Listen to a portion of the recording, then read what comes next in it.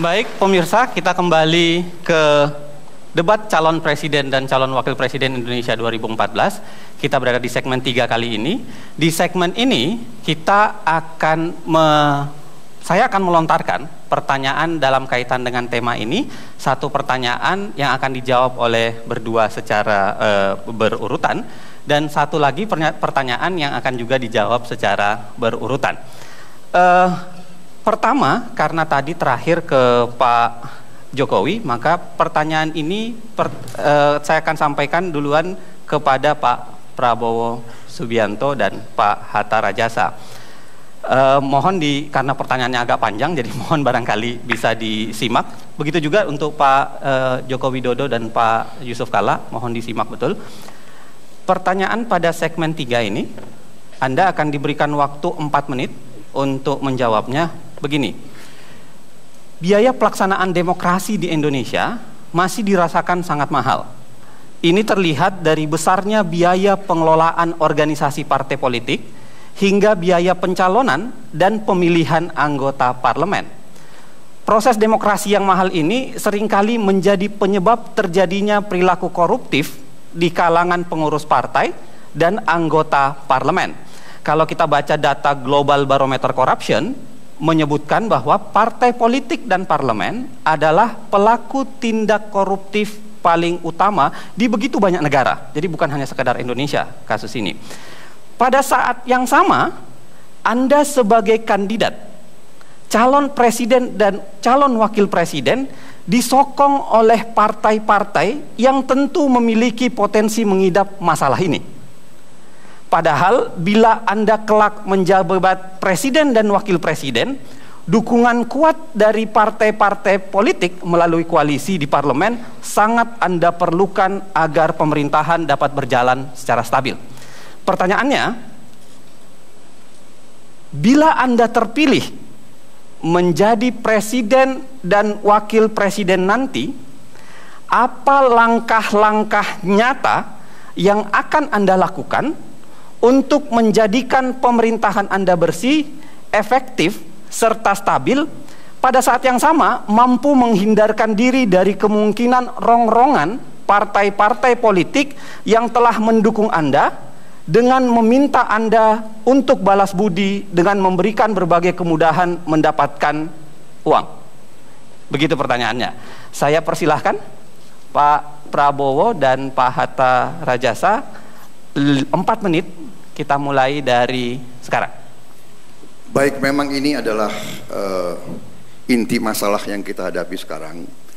Tetapi saya percaya dengan adagium bahwa tidak ada pengikut yang jelek, hanya ada pemimpin-pemimpin yang jelek.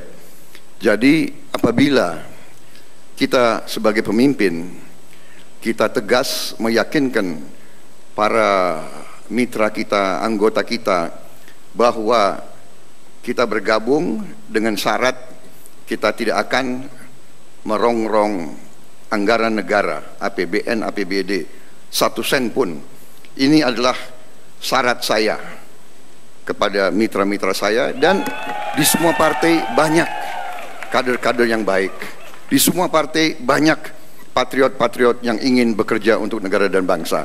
Nah, inilah yang kita cari untuk bergabung, dan kita sepakat bahwa pada saat kita memimpin pemerintahan, hanya pengabdian kepada rakyat dan bangsa itu menjadi motif utama kita. Jadi kita sudah sepakat APBN dan APBD tidak boleh kita kurangi 1 sen pun. Nah, bagaimana caranya untuk memenuhi kebutuhan demokrasi yang membutuhkan biaya dan ongkos politik? Saya sangat percaya bahwa ekonomi kita sangat besar, potensi kita sangat besar, kekayaan kita sangat besar.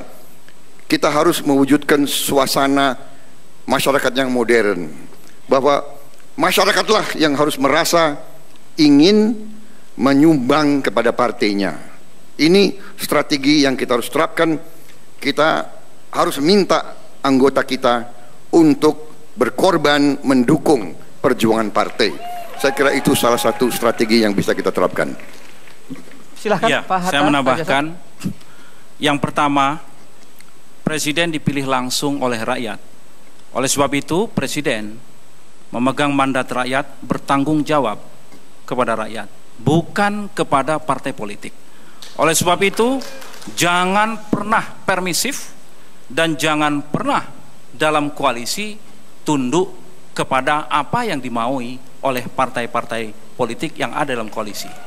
Oleh sebab itu, tegas di dalam menjalankan pemerintahan sesuai dengan visi misi yang dikembangkan, sesuai dengan RPJMN yang dikembangkan, dan sesuai pula dengan pembangunan jangka panjang sebagai guidance kita. Yang kedua, yang paling penting dan ini sangat mendasar, yaitu kita jangan menempatkan pemilihan